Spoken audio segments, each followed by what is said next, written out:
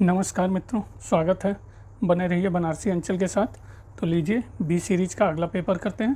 पहला प्रश्न, निम्नलिखित में से कौन सा स्मारक तुगलक कालीन ढलवादार दीवार तकनीक के प्रयोग का अंतिम उदाहरण है? हसन खां का मकबरा, ईसा खां का मकबरा, अधम खां का मकबरा, शेरशाह का मकबरा।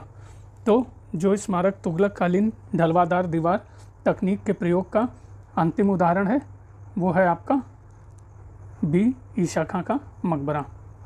नेक्स्ट, रज्मनामा फारसी अनुवाद है पंचतंत्र का, रामायण का, महाभारत का, कथासरित सागर का। तो रज्मनामा फारसी अनुवाद है आपके सी महाभारत का। तीसरा, निम्नलिखित में से किस शहर में अकबर के शासनकाल में निर्मित नीम सराय मीनार स्थित हैं? पानीपत, मालदा, लाहौर, मुल्तान। तो जिस शहर में अकबर के शासनकाल में निर्मित नीम सराय मीनार स्थित है वो है आपका मालदा। चौथा प्रश्न, निम्नलिखित बादशाहों के मकबरों में से किस एक के मकबरे में मध्य वाला गुंबद निर्मित नहीं है? अकबर का मकबरा, जहांगीर का मकबरा, शाहजहां का मकबरा, औरंगजेब का मकबरा। तो जिस बादशाह के मकबरे में मध्य वाला गुंबद निर्मित नहीं है वो है आपका अकबर का मकबरा। पाँचवां, जौनपुर में अटाला मस्जिद का निर्माण करवाया था? बहमनी सुल्तानों ने, खिलजी सुल्तानों ने, सरकी सुल्तानों ने या फिर लोधी सुल्तानों ने? तो जौनपुर में अटाला मस्जिद का निर्माण करवाया था आपके सरकी सुल्तानों ने। सिक्स्थ, सूची 1 को सूची 2 से सुमेल करना है मित्रों। सिक्स्थ का देख लेते हैं। तो आइए, पहला कुव्वतुल इस्लाम मस्जिद, ये कहाँ पे है? आप भी अंदाज़ा लगाइए। दिल्ली। अदीना मस्जिद, ये कहाँ पे है? आपकी अदीना मस्जिद पांडुआ की। लोटन है आपकी गौर या फिर गौड़। टीले वाली मस्जिद ये आपकी है लखनऊ। नेक्स्ट, सेवन्थ, सुल्तानगढ़ी किसका मकबरा था? कुतुबुद्दीन ऐबक, रुकनुद्दीन फ़िरोज़, बलबन, नासिरुद्दीन महमूद। तो सुल्तानगढ़ी जिसका मकबरा था वो है आपका डी नासिरुद्दीन महमूद। 8th, निम्नलिखित में से कौन सा शासक ममलूक वंश का था? अलाउद्दीन खिलजी, इब्राहिम लोदी, बलबन, मोहम्मद गौरी। तो जो शासक ममलूक वंश का था वो है आपका बलबन। 9th, अभिकथन ए और कारण आर। तो पहला अभिकथन, बलबन के राजत्व का सिद्धांत रक्त और लौह की नीति पर आधारित था। तो सही कथन है, बिल्कुल सही है। कारण आर को देख लेते हैं। ताज की प्रतिष्ठा इल्तुतमिश के उत्तराधिकारियों के अधीन घटी थी। तो ये कथन भी सही है और कारण के रूप में भी सही है। तो कह सकते हैं ए आर दोनों सही है और आर ए का सही स्पष्टीकरण भी है। नेक्स्ट, 10th, मुग़ल राजनीति में जिन सैयद बंधुओं का उल्लेख मिलता है वे हैं हुसैन अली एवं अब्दुल्ला खां, हुसैन अली एवं मोहम्मद खां, अब्दुल्ला खां एवं मोहम्मद खां, हुसैन खां एवं अहमदुल्ला। तो मुग़ल राजनीति में जिन सैयद बंधुओं का उल्लेख मिलता है वे हैं आपके हुसैन अली एवं अब्दुल्ला खां। 11th, आरंभिक 13वीं शताब्दी में बिहार और बंगाल को मिलाकर एक स्वायत्त राज्य की स्थापना निम्नांकित में से किसने की थी? इवाज खिलजी, मोहम्मद बख्तियार खिलजी, उलूग खां, जलालुद्दीन खिलजी। तो आरंभिक 13वीं शताब्दी में बिहार और बंगाल को मिलाकर एक स्वायत्त राज्य की स्थापना जिसने की थी वो है आपका बी मोहम्मद बख्तियार खिलजी। 12वां देख लीजिए, कथन और कारण का है मित्रों। फिर से तो पहला अभिकथन, विजयनगर साम्राज्य का राजनीतिक इतिहास विभिन्न राजवंशों के बदलाव एवं आंतरिक युद्धों का इतिहास है। सही है, अंदाज़ा लगाइए, बिल्कुल सही है। तर्क आर, बहमनी सल्तनत एवं उसके उत्तराधिकारी राज्य विजयनगर साम्राज्य के लिए गंभीर खतरा बने रहे। तो ये कथन भी सही है, लेकिन कारण के रूप में क्या सही है देख लेते हैं उत्तर। दोनों कथन तो सही है, बी ए आर दोनों सही हैं, आर ए की सही व्याख्या नहीं है। नेक्स्ट, 13 अकबर से संबंधित निम्नलिखित घटनाओं को पढ़ें और नीचे दिए गए कूट से घटनाओं का सही कालानुक्रम पता करें। उज्बेक विद्रोह, दाग व्यवस्था का प्रारंभ, कश्मीर विजय। तो सही कालानुक्रम अनुमान लगाना है, अनुमान लगाइए। तो पहले नंबर पे क्या होगा मित्रों, आपका 13वां का देख लीजिए। पहले नंबर पे उज्बेक विद्रोह, दूसरे नंबर पे दाग व्यवस्था और तीसरे पे कश्मीर विजय। ये अकबर से संबंधित सही है। नेक्स्ट 14th, किस सुल्तान ने सबसे पहले मदरसा स्थापित किया?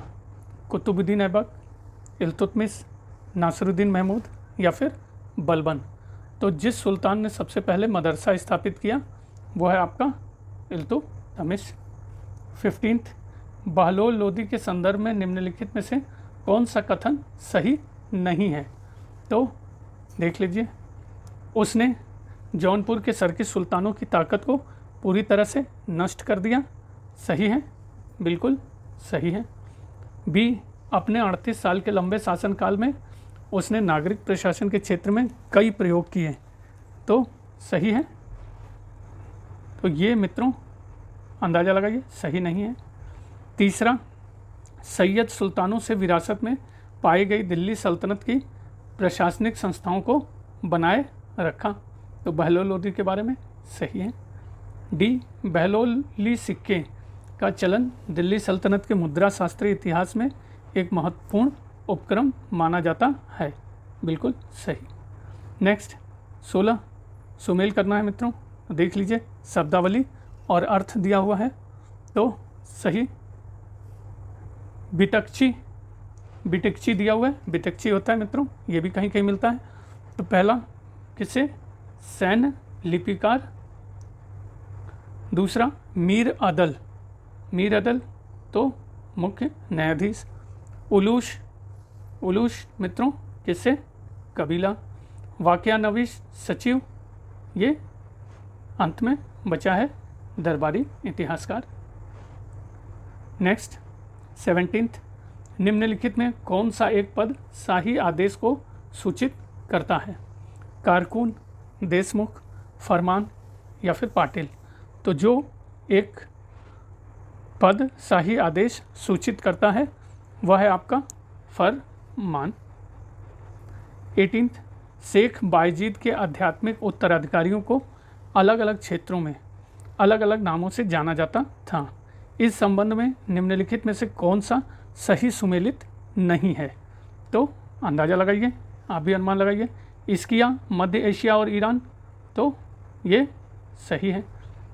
बिस्तामिया, तुर्की, तो ये क्या होगा मित्रों? ये भी बिल्कुल सही है। सत्तारिया, भारत, तो ये क्या होगा? ये भी सही है। नूर बख्शिया, ईरान, ये आपका गलत है। 19वां, 1719 में फर्रुखसियर के पदच्युति के पश्चात निम्नलिखित में से किस दरबारी गुट ने सैयद भाइयों की शक्ति को समाप्त कर दिया? तो ईरानी, तुरानी, अफगान, राजपूत। तो 1719 में फर्रुखसियर के पदच्युति के पश्चात जिस दरबारी गुट ने सैयद भाइयों की शक्ति को समाप्त कर दिया वह ग्रुप था तुरानी। 20वां, निम्नलिखित में से कौन सा वक्तव्य सही नहीं है? तो नहीं पे विशेष ध्यान रहेगा। पहला, अरबी शब्द खिलात का फारसी समानार्थी शब्द सरोपा है, तो ये सही है। सी, खिलअत और सरोपा में सरपेंच और पगड़ी शामिल थे। अपना अनुमान लगाइए मित्रों। सी, सरोपा में पूर्णता का भाव था जो राजा के व्यक्तित्व में समाहित था, जो अब प्राप्तकर्ता को दिया जाता था। डी, चूंकि राजा का व्यक्तित्व समस्त साम्राज्य पर समाहित था, इसलिए खिलहत को प्राप्त करने वाला भी सांकेतिक रूप से राज्य की मौजूदगी में शामिल कर लिया जाता था और वह इसका हिस्सा और विस्तार बन जाता था। तो देख लीजिए सारे कथन। 20वां का पहला सही है और कौन सा इसमें से गलत है? तो आपका उत्तर होगा इसमें से बी गलत है, सी और डी भी सही है। 21वां, अलाउद्दीन खिलजी की मौत के बाद उसकी मूल्य नियंत्रण व्यवस्था ध्वस्त हो गई और कुतुबुद्दीन मुबारक खिलजी के शासनकाल में कीमतों में तेज़ी से बढ़ोतरी हुई।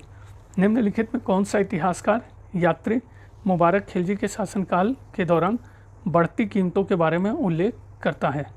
शेख मुबारक, याहिया बिन अहमद सरहिंदी, सैफुद्दीन अली यजदी, मिर्ज़ा हैदर दुगलत। तो मुबारक खिलजी के शासन काल के दौरान बढ़ती कीमतों के बारे में उल्लेख करने वाला यात्री आपका है शेख मुबारक। 22 फिरोज शाह तुगलक ने उपज का 1/10 भू राजस्व के रूप में वसूल किया। जागीर भूमि से, खालिसा भूमि से, उसरी भूमि से, मदद मास भूमि से। तो फिरोज शाह तुगलक ने उपज का 1/10 भू राजस्व के रूप में वसूल किया उसरी भूमि से। 23वां निम्नलिखित में से किस मध्यकालीन भारतीय सुल्तान ने पट्टा एवं कबूलियत व्यवस्था आरंभ की?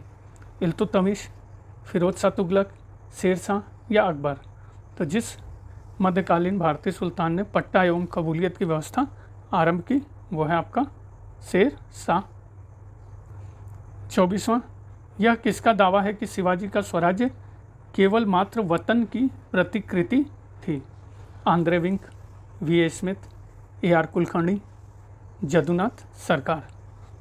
तो शिवाजी का स्वराज्य केवल मात्र वतन की प्रतिकृति थी, यह दावा है आपके आंद्रे विंक का। 25वां मुगलों के ज़माने में विकसित हुए तकनीकी के संबंध में निम्न में से कौन सा कथन सही नहीं है? तो देख लीजिए, पहला कथन थोड़ा सा धुंधला है मित्रों, मैं पढ़ देता हूँ। वे वस्त्र जो सारी दुनिया में मशहूर थे वह बिना बहुचक्रीय करघों की सहायता के तैयार किए जाते थे। तो ये कथन क्या है मित्रों, सही है या गलत है? तो ये कथन बिल्कुल सही है। दूसरा, समुद्री यात्राओं पर जाने वाली नौकाओं में एस्ट्रोलैब के अलावा और कोई आधुनिक समुद्री उपकरण नहीं होता था। तो ये कथन मित्रों क्या होगा? ये भी सही होगा। तीसरा, मुगलों के महान स्मारकों तक का निर्माण एक पहिया ठेला गाड़ियों जैसे प्रारंभिक उपकरणों की मदद से किया गया था। तो ये कथन मित्रों ये आपका गलत है। और डी, यहाँ तक कि मशीनी काम के लिए सही खांचों वाले पेच भी नहीं बनाए जाते थे। तो ये भी सही है। 26वां निम्न में से कौन सा जोड़ा सुमेलित नहीं है? तो देख लीजिए कौन सा सुमेलित नहीं है। सिक्का, ताज़ा मुद्रित रुपया, सही है मित्रों, अंदाज़ा लगाइए, बिल्कुल क्या होगा, सही है गलत? सही है। चलनी, पिछले वर्षों में मुद्रित सिक्के, ये भी सही है। खजाना, पूर्व शासकों के समय से प्रचलित सिक्के, सही है, बिल्कुल सही है। पेट, वह सिक्का जिसके प्रत्यक्ष मूल्य से उसका वास्तविक वजन कम हो, तो ये गलत है आपका। 27वां सूफी संत मोइनुद्दीन चिश्ती को कहाँ दफन किया गया? अजमेर, दिल्ली, पानीपत, मुल्तान। तो सूफी संत मोइनुद्दीन चिश्ती को जहाँ दफन किया गया वह जगह है अजमेर। 28 महाराष्ट्र के रामदासी पंथ के बारे में क्या सही नहीं है? रामदासियों का पारंपरिक लक्षण उनकी गैर राजनीतिक अभिवृत्ति थी, ये सही है मित्रों, अंदाज़ा लगाइए। रामदासी पंथ पूरी तरह से ब्राह्मणों से मिलकर बना था। रामदासी मराठों से प्रत्यक्ष रूप से ज़्यादा जुड़े थे। रामदासी खुले तौर पर शिवाजी का समर्थन करते थे। तो आपका डी तो बिल्कुल सही है, सी भी सही है, बी भी सही है, ये आपका गलत है। नेक्स्ट 29 ईरानी त्यौहार नौरोज़ का प्रचलन किसने प्रारंभ किया? फिरोज शाह तुगलक ने, अलाउद्दीन खिलजी ने, इल्तुतमिश ने या फिर बलबन ने? तो ईरानी त्यौहार नौरोज़ का प्रचलन जिसने प्रारंभ किया वह है आपका बलबन। 30वां तारीख़ मुबारक शाही नामक पुस्तक का लेखक कौन था? याहिया बिन अहमद, अमीर खुसरो, शमसिराज अफीफ़, उपयुक्त में से कोई नहीं। तो तारीख़ मुबारक शाही नामक पुस्तक का लेखक आपके जो थे याहिया बिन अहमद सरहिंदी थे। 31 अबुल फजल ने किसे सादा लहू एक सरल व्यक्ति बताया है, क्योंकि उसने उस मूर्ति के खो जाने पर शोक मनाया था जिसकी वह पूजा करता था, और अबुल फजल ने उसे रिवाजों का अंधभक्त भी कहा है। टोडरमल, मानसिंह, तानसेन, बिरबल। तो ये शख्स था आपका टोडरमल। 32, दिल्ली की जामा मस्जिद की नींव किसने रखी? सम्राट शाहजहां, महावत खां, इस्लाम खां, सम्राट औरंगजेब। तो दिल्ली की जामा मस्जिद की नींव आपकी रखी गई सम्राट शाहजहां के द्वारा।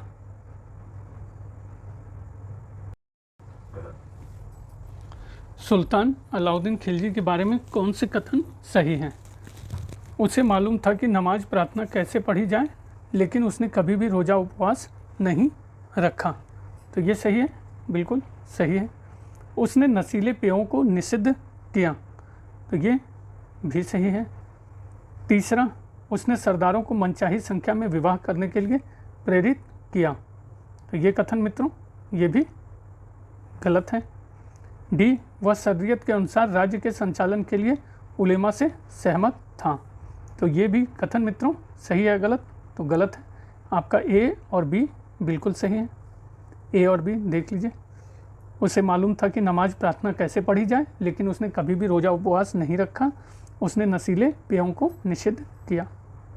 34, अकबर ने किसे जगत गुरु की उपाधि प्रदान की थी? हरिविजय सूरी, हेम विजय गणी, पद्म सुंदर, शांति चंद्र।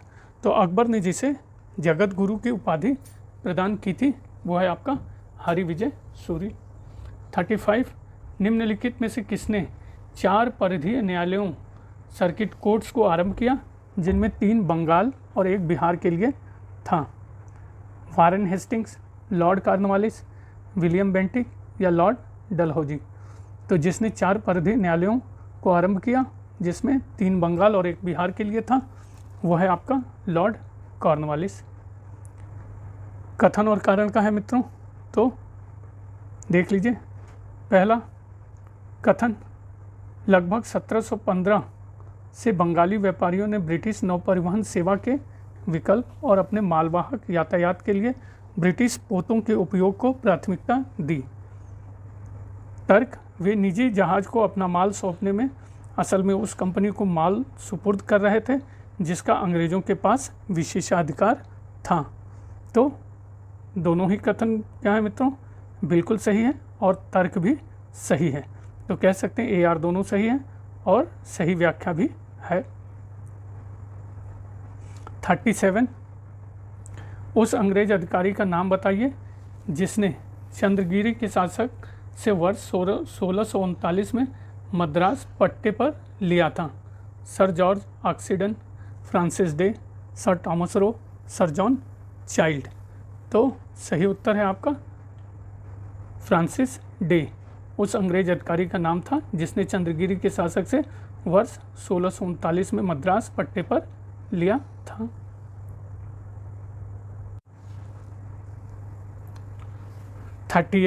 रॉबर्ट क्लाइव ने मुगल शासक से बंगाल, बिहार, उड़ीसा की दीवानी किस वर्ष में स्वीकार की?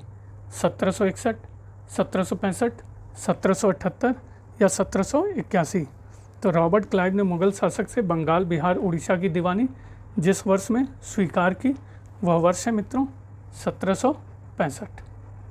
39, ब्रिटिश काल में कौन सी धारा धार्मिक एवं सामाजिक भेदभाव के विरुद्ध थी? 1833 के चार्टर एक्ट की धारा 19, 1833 के चार्टर एक्ट की धारा 27, 1833 के चार्टर एक्ट की धारा 87, 1833 के चार्टर एक्ट की धारा 67। तो वह धारा धार्मिक एवं सामाजिक भेदभाव के विरुद्ध थी, वह धारा थी आपकी सी, चार्टर एक्ट की धारा 87। 40वां, सिराजुद्दौला द्वारा कब फोर्ट विलियम्स पर कब्जा कर लिया गया? तो 1756, 1757, 1758 या 1759। तो सिराजुद्दौला द्वारा जब फोर्ट विलियम पर कब्जा कर लिया गया वह समय है आपका 1756। आधुनिक भारत, भारतीय न्याय व्यवस्था का जन्मदाता किसे कहा जाता है? क्लाइव को, मुनरो को, कॉर्नवालिस को या फिर मिंटो को। तो आधुनिक भारतीय न्याय व्यवस्था का जन्मदाता जिसे कहा जाता है वो है आपका कॉर्नवालिस। 42 किस बंदोबस्त ने कृषकों द्वारा खेती की गई भूमि पर से उनके अधिकारों को नष्ट कर दिया? वार्षिक बंदोबस्त ने, अस्थायी बंदोबस्त, महालवाड़ी बंदोबस्त या फिर मिर्सादारी बंदोबस्त ने?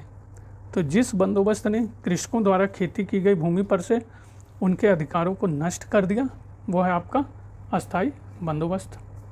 43 भारत में सबसे बड़ा ब्रिटिश पूंजी निवेश किस में किया गया था?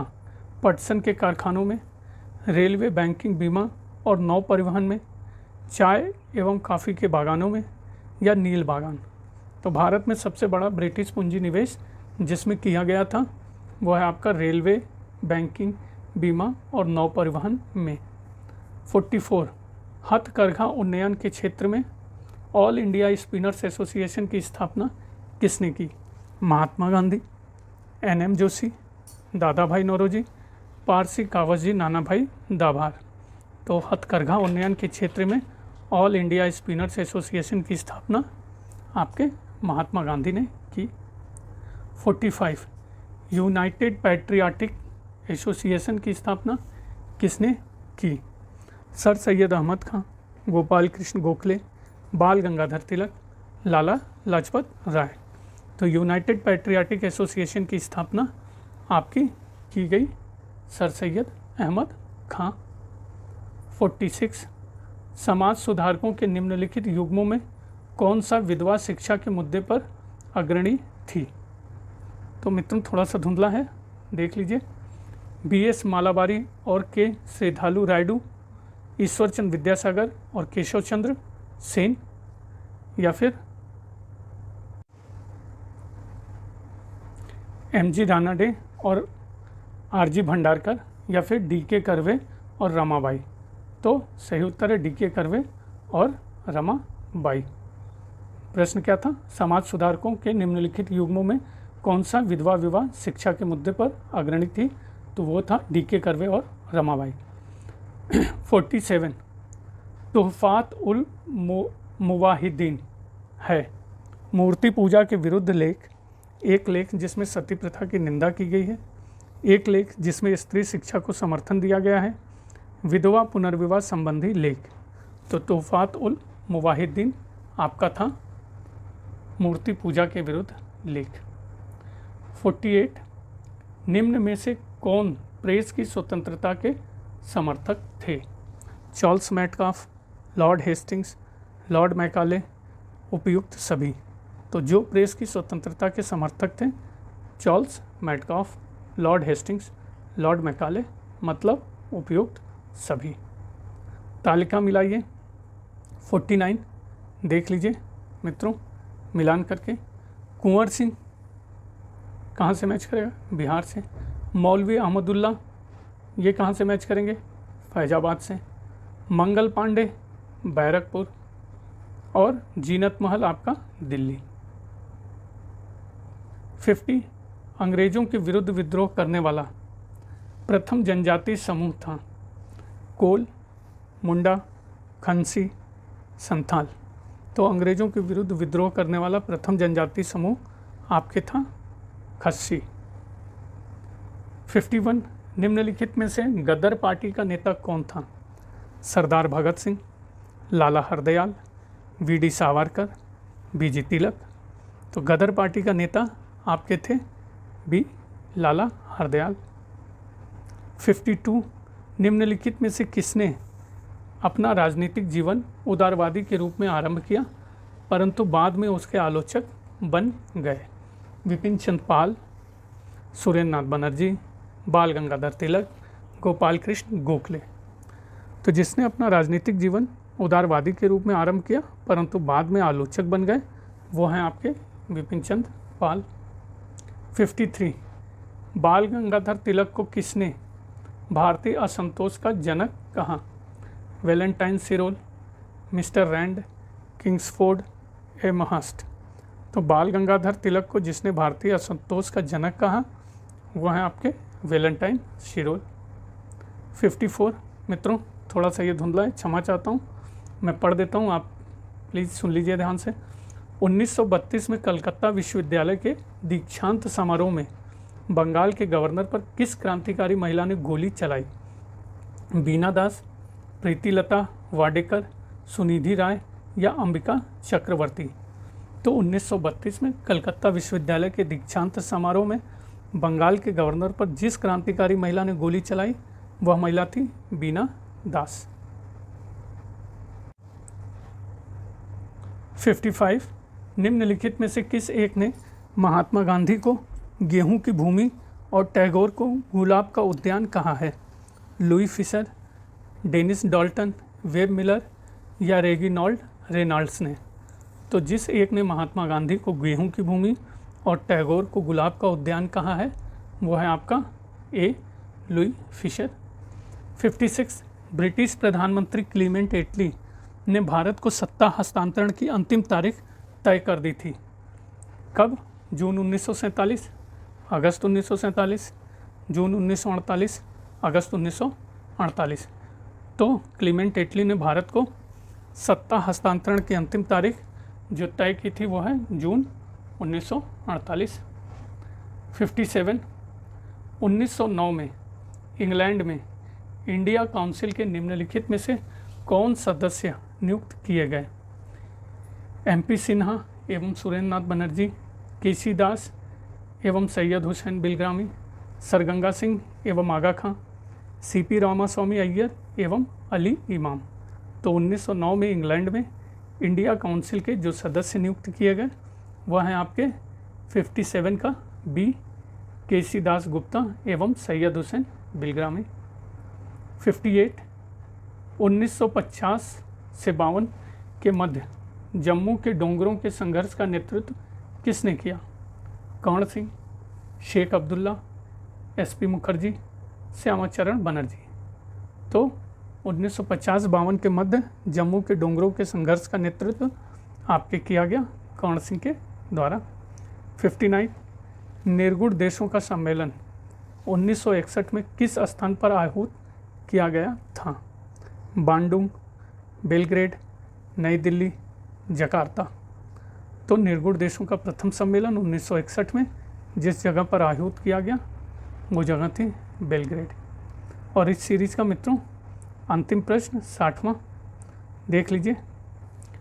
जवाहरलाल नेहरू द्वारा प्रचारित पंचशील के सिद्धांत में निम्न में क्या सम्मिलित नहीं था?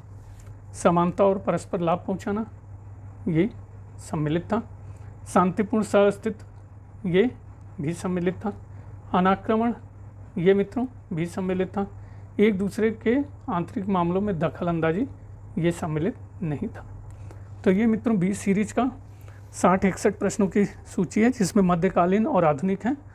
तो अगर आपका तैयार है तो मित्रों आप अपना अनुमान लगाइए और अपनी तैयारी का आकलन करिए। बने रहने के लिए बनारसी अंचल के साथ बहुत बहुत धन्यवाद मित्रों। प्लीज़ सब्सक्राइब करिए।